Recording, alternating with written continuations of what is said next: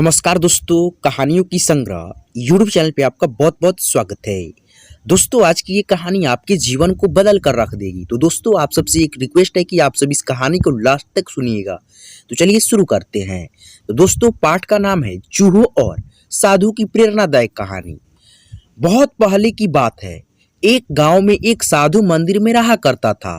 उनकी दिनचर्या रोजाना प्रभु की भक्ति करना और आने जाने वाले लोगों को धर्म का उपदेश देना था। गांव वाले जब भी मंदिर में आते तो साधु को कुछ न कुछ दे देते थे। इसीलिए साधु को भोजन और वस्त्र की कोई कमी नहीं थी। रोज भोजन करने के बाद साधु बचा हुआ खाना छीके में रखकर छत से टांग देता था।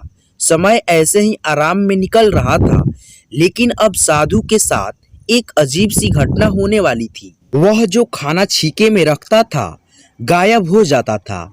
साधु ने परेशान होकर इस बारे में पता लगाने का निर्णय किया। उसने रात को दरवाजे के पीछे छिपकर देखा कि एक छोटा सा चूहा उसका भोजन निकाल कर ले जाता है।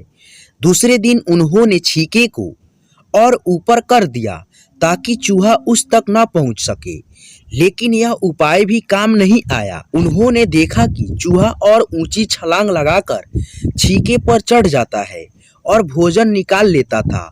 अब साधु चूहे से परेशान रहने लगा था। एक दिन उस मंदिर में एक भिक्षुक आया। उसने साधु को परेशान देखा और उनकी परेशानी का कारण पूछा तो साधु ने भिक्षुक को पूरा किस्सा सुना दिया। भिक्षुक ने साधु से कहा कि सबसे पहले यह पता लगाना चाहिए कि चूहे में इतना ऊंचा छलांग लगाने की शक्ति कहां से आती है। उसी रात भिक्षुक और साधु दोनों मिलकर पता लगाना चाहा कि आखिर चूहा भोजन कहां ले जाता है। दोनों ने चुपके से चूहे का पीछा किया और देखा कि मंदिर के पीछे चूहे ने अपना बिल बनाया हुआ है। चूहे के जाने के बाद उन्होंने बिल को खोदा तो देखा कि चूहे के बिल में खाने पीने का सामान का बहुत बड़ा भंडार है। तब भिक्षुक ने कहा कि इसी वजह से चूहे में इतना ऊपर उछलने की शक्ति आती है। उन्होंने उस सामग्री को निकाल लिया और गरीबों में बांट दिया। जब चूहा वापस आया तो उसे वहां पर सब कुछ खाली पाया तो उसका पूरा आत्मविश्वास समाप्त हो गया। उसने सोचा कि वह फिर से खाने पीने का सामान इकट्ठा कर लेगा।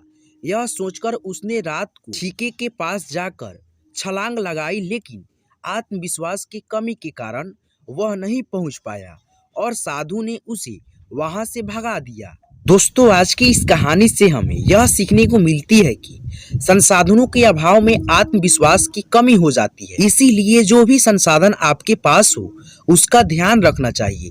तो दोस्तों, आज की ये कहानी आपको कैसी लगी प्लीज कमेंट करके जरूर बताइएगा। और दोस्तों, आपको ये कहानी थोड़ी भी अच्छी लगी हो तो प्लीज हमारे इस चैनल को सब्सक्राइब करके बेल आइकन को जरूर प्रेस कर दीजिएगा ताकि आने वाली सभी वीडियो को नोटिफिकेशन सबसे पहले आप तक पहुंचती रहे। तो दोस्तों, फिर मिलेंगे अगले क्लास में एक अलग मजेदार कहानी के साथ। जब तक के लिए धन्यवाद।